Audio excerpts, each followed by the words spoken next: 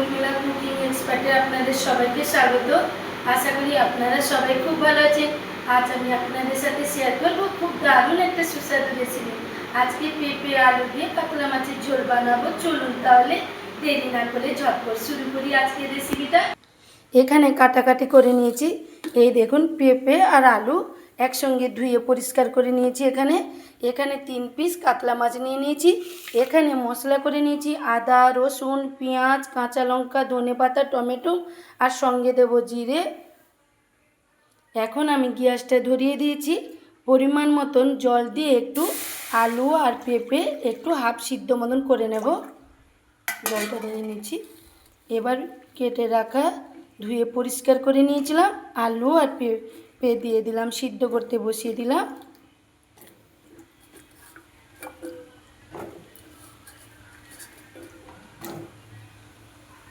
এখন দিয়ে দেবো স্বাদ মতো নুন, হলুদ দিয়ে এবার ঢাকনা দিয়ে দিলাম।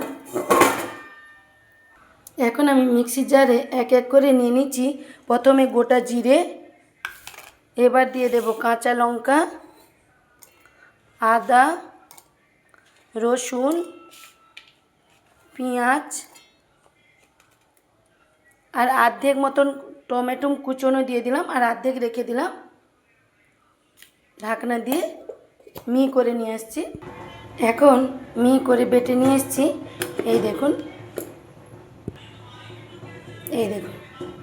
করে বেটে নিয়েছি, এক সাইড করে দিলাম। এখন আমি মাছে হলুদ আর নুন দিয়ে মেখে নিচ্ছি। এখানে স্বাদ মতো নুন দিয়েছি আর হলুদটা দিয়ে ভালো করে মেখে নিচ্ছি।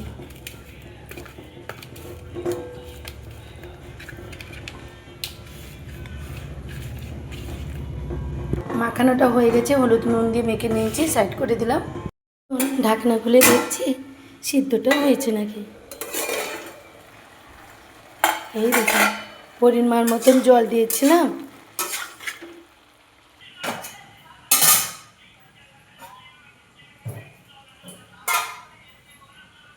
এই দেখুন পেঁপে আলু হাফ সিদ্ধ করে নিয়েছি। এখানে কড়াই ধুয়ে বসিয়ে দিয়েছি, তেলটাও দিয়ে দিয়েছি। তেলটা গরম হয়ে গেছে, মাছ এক এক করে ছেড়ে দিচ্ছি। ভালো করে লাল লাল করে মাছটা ভেজে আনছি। আজকে রেসিপিটা দেখতে থাকুন বন্ধুরা, খুবই ভালো হবে। একবার হলে ওই পেঁপে আলু দিয়ে জিরার ঝোল বানিয়ে খান, খুবই ভালো হবে। মাছটা উল্টে পাল্টে নিচ্ছি। এইভাবে লাল লাল লাল করে মাছটা ভেজে নিয়েছি, এক এক করে বের করে নিচ্ছি।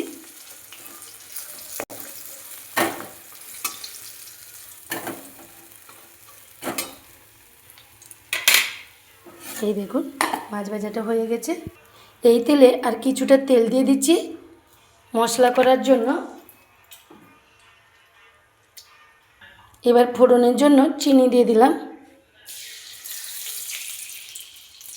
এবার দেব গোটা জিরে, কালো জিরে, এখানে কাঠ লবঙ্গ, এলাচ। এবার ফোড়নের জন্য 3 রকমের মশলা দিয়ে দিলাম, কালো জিরে, জিরে আর ফোড়ন। এবার ফোড়নটা হয়ে এসছে, এবার দিয়ে দেবো বাটা মশলাটা।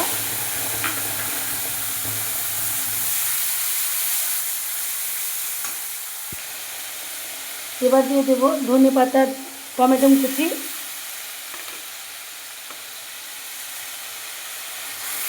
মশলাটা ভালো করে কষিয়ে নিচ্ছি।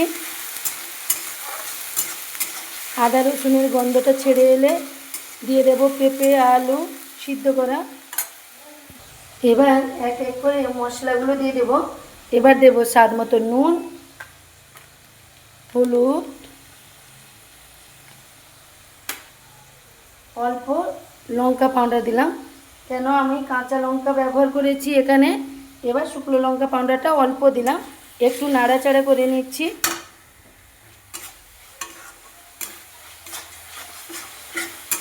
আদা রসুনের গন্ধ ছেড়ে গেছে।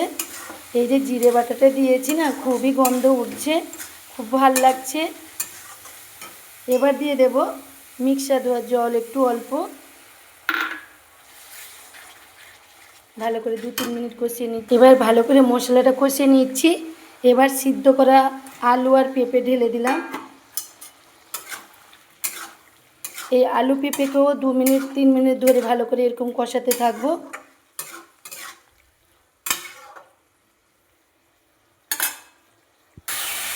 এবার মশলা কষানোটা হয়ে গেছে, এই দেখুন। এবার যেটা পরিমাণ মতন জল দিয়ে দেবো।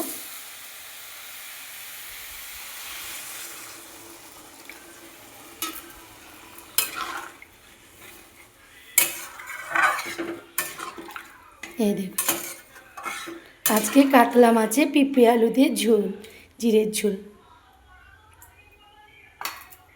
2-3 মিনিট ফুটে আসো, তারপর মাছটা দেবো, ভাজা মাছটা। 2-3 মিনিট ফুটে এসছে, এখন আমি ভাজা মাছটা দিয়ে দিলাম। ভাজা মাছটা দিয়ে আরও 2-3 মিনিট ফুটে নেব। এই দেখুন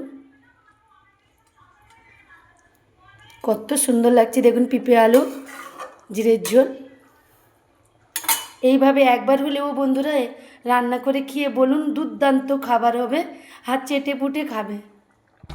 এখন ফুটে গেছে, দেখুন 2-3 মিনিট ফুটে গেছে। এখন আমি ঢেলে আনছি। এইভাবে পেঁপে আলু দিয়ে ঝোল বানিয়েছি, জিরের ঝোল। এবার গ্যাসটা বন্ধ করে দিলাম। এই দেখুন এখন ঢেলে আনছি। এখন রান্না তো কমপ্লিট, রান্না হয়ে গেছে। এখন আমি ভাতটা বেড়ে খেয়ে বলবো কেমন হয়েছে। চলুন তাহলে টেবিলে খাওয়ার পথে কথা হবে। বলেছি ভাতটা ভেঙে নিলাম। এখানে পেঁপে আলু দিয়ে জিরের ঝোল করেছি কাতলা মাছে, খেয়ে বলছি কেমন হয়েছে বন্ধুরা। একবার হলেও না বন্ধুরা খুবই ভালো হবে, খেয়ে একবার হলেও এইভাবে রান্না করে খেয়ে বলুন। এবার মাছটা নিয়ে নিলাম, প্রচণ্ড গরম হয়েছে।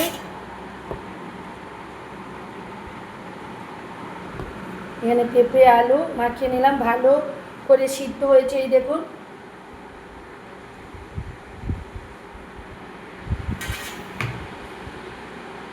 এবার খেয়ে বলছি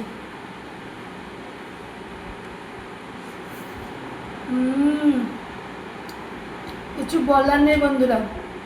এই দেখুন মাছটা কিভাবে ভাজা আর সিদ্ধটা হয়েছে, দেখুন খেতে যা লাগছে না।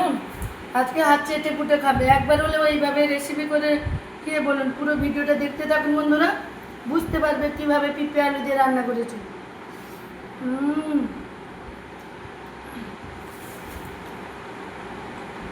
বেশি আর কথা বলবো না, খেতে বসে পড়েছি। আজকে এই পর্যন্ত, টাটা, বাই বাই।